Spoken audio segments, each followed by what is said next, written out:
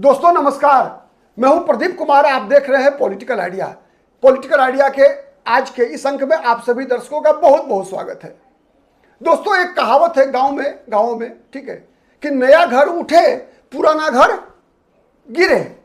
तो क्या India alliance का जो पुराना घर है वो टूटेगा? क्या एक नया घर इंडिया अलायंस के नाम पर ही बनेगा? यह बड़ा सवाल है दोस्तों कि जिस प्रकार से राहुल गांधी ने एक नया दांव चला तमिलनाडु में दांव चला कि राहुल गांधी ने झटके में द्रविड़ मुनेत्र कड़गम को डीएमके को बड़ा झटका दिया। और उस झटके में केवल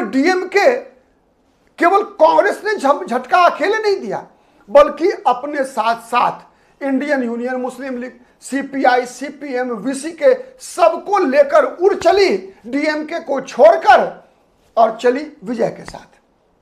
क्यों चली? और अब चर्चा है दोस्तों कि राहुल गांधी थलापति विजय को इंडिया अलायंस में शामिल करने जा रहे हैं। दोस्तों उस इंडिया अलायंस में जिसमें पहले से एमके स्टालिन है, जिसमें पहले से कई और छत्रप है, अरविंद केजरीवाल है, ममता बनर्जी है, अखिलेश यादव है। लेकिन दूसरी तरफ अगर हम देखें दोस्तों तो चूंकि इंडिया अलायंस केवल कांग्रेस की तो है नहीं, इंडिया अलायंस में अखिलेश यादव है।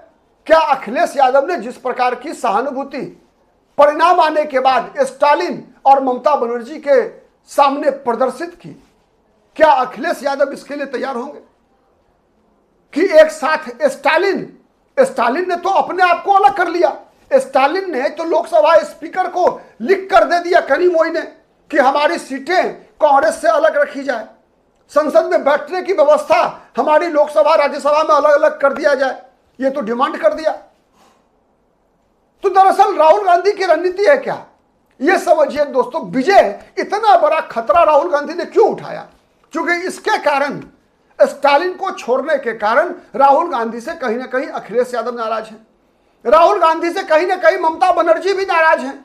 ममता बनर्जी पहले से ही नाराज थी, लेकिन अब अखिलेश यादव लगातार नाराज चल रहे हैं। कहा जा रहा है कि तेजस्वी यादव को भी यह पसंद नहीं है, क्योंकि तेजस्वी यादव भी एमके स्टालिन के बड़े प्रशंसक हैं। बिहार विधानसभा चुनाव के दौरान आपने देखा कि जिस प्रकार से बिहार विधानसभा चुनाव के दौरान राहुल गांधी के वोटर अधिकार यात्रा वाले रथ पर राहुल गांधी के साथ साथ एमके स्टालिन थे, तेजस्वी यादव थे, ठीक है, सब थे। तो लेकिन वो सब दोस्ती टूट रही है केवल विजय के माध्यम से। क्या है राहुल गांधी की रणनीति? दोस्तों राहुल गांधी की रणनीति है कि कांग्रेस पार्टी का आधार उत्तर भारत में कमजोर है। राहुल गांधी की नजर में है कि कम से कम दक्षिण भारत के राज्यों को कांग्रेस पार्टी पहले मजबूत कर ले, और दक्षिण भारत में अगर कांग्रेस को मजबूत होना है तो एमके स्टालिन की पहुंच केवल तमिलनाडु में है। एमके स्टालिन की पहुंच तमिलनाडु के केवल उन द्रविड़वादी मतदाताओं के बीच है जिसकी राजनीति 1969 से लेकर अब तक द्रविड़ मुनेत्र कड़गम और अन्ना द्रविड़ मुनेत्र कड़गम करती आ रही है। वो राजनीति जिसके केंद्र में हिंदुत्व का विरोध है, हिंदी का विरोध है, नेशनलिज्म का विरोध है, केवल वो राजनीति के वारिस, उस राजनीतिक पहचान के मालिक केवल एमके स्टालिन है। लेकिन विजय के माध्यम से कांग्रेस पार्टी बड़ा आधार विकसित कर सकती है, न केवल तमिलनाडु के अंदर बल्कि तमिलनाडु के बाहर भी। तो विजय का लाभ कांग्रेस पार्टी को केरल की राजनीति में मिलता हुआ दिखेगा, क्योंकि केरल में भी ईसाइयों की आबादी लगभग 18.5% की आबादी है और विजय जोसेफ चंद्रशेखर ईसाई समाज से आते हैं। टीवीके ने जिस प्रकार की राजनीति करने का प्रयास किया है ईसाई और साथ में मुस्लिम लीग, कांग्रेस के साथ ऑलरेडी केरल में इंडियन यूनियन मुस्लिम लीग है।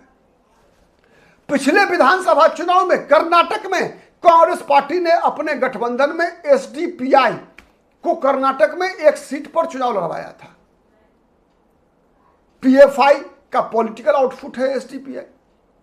अब समझने का प्रयास कीजिए कि तेलंगाना में रेवंत रेड्डी की राजनीति क्या है? रेवंत रेड्डी की राजनीति है दोस्तों कि कांग्रेस यानी मुसलमान यानी कांग्रेस। रेवंत रेड्डी की राजनीति क्या कहती है? रेवंत रेड्डी कहते हैं तेलंगाना में कि मुझे आप रेवंतुद्दीन भी कहेंगे तो भी मुझे कोई दिक्कत नहीं है।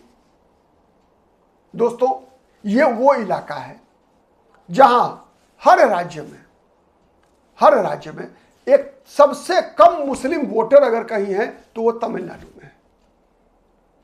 लेकिन ईसाई तमिलनाडु, केरल, कर्नाटक, आंध्र प्रदेश, तेलंगाना और तमिलनाडु के अलावे मुस्लिम आबादी हर राज्य में। राहुल गांधी के निशाने पर यह आबादी है पूरा दक्षिण भारत।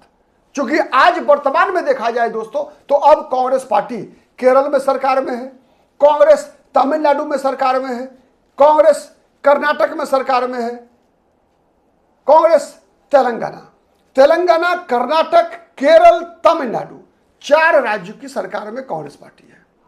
केवल आंध्र प्रदेश में एनडीए की सरकार है, चंद्रबाबू नायडू मुख्यमंत्री है, और एक केंद्र शासित प्रदेश पुडुचेरी में एनडीए की सरकार है। इसके अलावा 4 राज्यों में दक्षिण भारत के अब कांग्रेस पार्टी की सरकार है। कांग्रेस चाहती है विजय के माध्यम से, विजय की लोकप्रियता के माध्यम से, विजय की जो जातीय पहचान है, विजय का जो एक जिसे हम कहते हैं ना कि एक स्टारडम है, एक स्टार के रूप में, एक तमिल फिल्मों के स्टार के रूप में जो एक स्टारडम है, और एक कहा जाता है ना दोस्तों कि नया चेहरा जब राजनीति में आता है तो उसके लिए पहला 5 साल कम से कम हनीमून पीरियड होता है। तो विजय एक नई हवा के झोंके की तरह तमिलनाडु की राजनीति में आना हुआ है विजय का। तो अभी 5 साल तक कम से कम इस विजय की हनीमून पीरियड बनी रहने वाली है, और इसका लाभ कांग्रेस पार्टी उठाकर पूरे दक्षिण भारत के इन 6 राज्यों में अपनी ताकत को बढ़ाना चाहती है। क्योंकि दोस्तों कांग्रेस पार्टी को बार बार, चाहे वो दौर 1977 का रहा हो, चाहे वो दौर 1989 का रहा हो, जब विश्वनाथ प्रताप सिंह के बोफोर्स विरोधी आंदोलन के दौर में कांग्रेस पार्टी चुनाव हारी थी, इंदिरा गांधी 1977 के आपातकाल के बाद, या फिर अभी भी इस लोकसभा में भी कांग्रेस को सहारा अगर कहीं मिलता है तो वो मिलता है दक्षिण भारत में। तीनों चुनाव के आंकड़े निकाल कर देखिए दोस्तों, तीनों चुनाव के आंकड़े निकाल कर देखिए आप, 1977, 1989 और 2024, हर बार कांग्रेस पार्टी को सबसे बड़ा सहारा निकल कर आया है दक्षिण भारत से। इस दक्षिण भारत के किले को भारतीय जनता पार्टी के उत्तर और पश्चिमी भारत के मुकाबले कांग्रेस पार्टी मजबूत करना चाहती है, और इसीलिए विजय में वो संभावना देख रही है कांग्रेस पार्टी। इसीलिए राहुल गांधी ने ऐसा दांव चला है। एक और चीज है दोस्तों, उत्तर पूर्व के राज्यों में अधिकतर आबादी क्रिश्चियन आबादी है। मणिपुर में भी अगले साल चुनाव होना है, चुनाव गोवा में होना है, गोवा में भी आबादी ईसाइयों की बड़ी आबादी है। मणिपुर में झगड़ा ही है मैतई और कुकी के बीच, कुकी ईसाई, मैतई हिंदू के बीच झगड़ा है दोस्तों। मणिपुर का झगड़ा ही वही है। गोवा का चुनाव भी हिंदू और ईसाइयों के बीच होता है।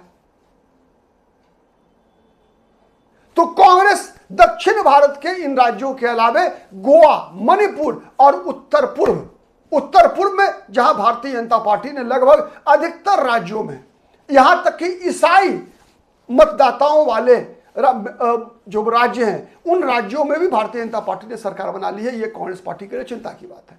तो कांग्रेस लगातार राहुल गांधी विजय को एक चेहरा बनाकर, चूंकि वर्तमान में अगर देखेंगे तो विजय मुख्यमंत्री बनने के बाद अब ईसाइयों के बीच सबसे बड़े चेहरे के रूप में विकसित हो चुके हैं। ईसाई आइडेंटिटी के एक आइकन बनते देर नहीं लगेगी विजय को मुख्यमंत्री बनने के बाद। और यह कांग्रेस पार्टी की रणनीति है, और इसी रणनीति से कांग्रेस पार्टी ने विजय पर दांव चला है। राहुल गांधी ने यह बड़ा दांव चला है। अब इसमें सफलता कितनी मिलती है आने वाला वक्त बताएगा। आज के लिए इतना ही, फिर मुलाकात होगी किसी अन्य मुद्दे पर। तब तक के लिए नमस्कार।